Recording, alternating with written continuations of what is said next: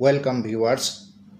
নির্বাচনের পূর্বে কোনো ভোটকর্মী পোস্টাল ব্যালটের জন্য আবেদন করবেন না ইডিসি ভোটের জন্য আবেদন করবেন এ বিষয় নিয়ে একটি কনফিউশন দেখা দেয়। আমরা জানি পোস্টাল ব্যালটের জন্য সাধারণত ফর্ম 12 ফিল আপ করতে হয় এবং ইডিসি ভোটের ক্ষেত্রে ফর্ম 12A ফিল আপ করতে হয়।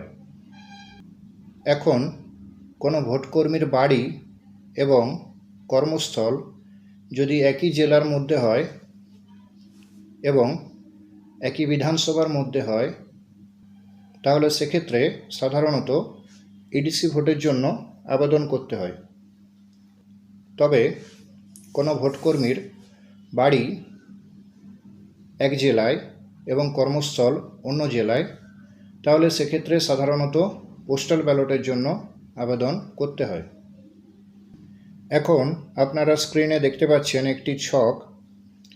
এখানে আমি ধরে নিচ্ছি প্রথম যে ভোটকর্মী তার বাড়ি 252 বাঁকুড়া এই বিধানসভা ক্ষেত্রে এবং ভোটের দিন তার ডিউটি পড়েছে ওই একই বিধানসভা 252 বাঁকুড়া এই বিধানসভা নির্বাচন ক্ষেত্রে।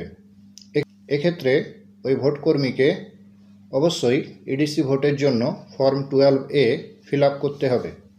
কিন্তু এখানে মনে রাখতে হবে, প্রথম ট্রেনিংয়ের দিন যেদিন ফর্ম 12 বা ফর্ম 12A জমা করবেন, সেদিন কিন্তু আপনি জানতে পারবেন না কোন বিধানসভাতে আপনার ভোটের ডিউটি করতে হবে। সুতরাং সেক্ষেত্রে ফর্ম 12A এবং ফর্ম 12 দুটি ফিল আপ করে জমা দিতে হতে পারে। এরপর ধরুন দ্বিতীয় ক্ষেত্রে কোনো একজন ভোটকর্মী তার বাড়ি 252 বাঁকুড়া এই বিধানসভা ক্ষেত্রে এবং ভোটের দিন ডিউটি পড়েছে 247 সালতোড়া এই বিধানসভা ক্ষেত্রে। এক্ষেত্রে ওই ভোটকর্মীকে অবশ্যই পোস্টাল ব্যালটের জন্য আবেদন করতে হবে।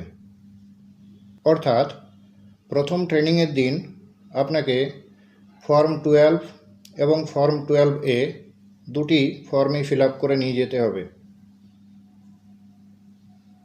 কারণ প্রথম ট্রেনিংয়ের দিনে আপনি জানতে পারবেন না যে কোন বিধানসভাতে আপনার ভোটের ডিউটি পড়বে।